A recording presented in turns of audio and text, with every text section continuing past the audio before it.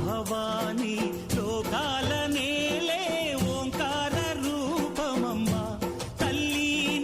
మహిమల్ని చూపవమ్మా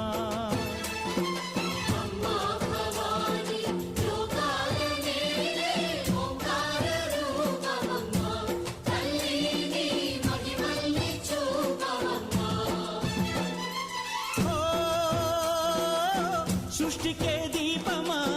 శక్తికే మూలమా సింహరథమే నీదమ్మా అమ్మ దుర్గమ్మ భక్తులను దీవించుమా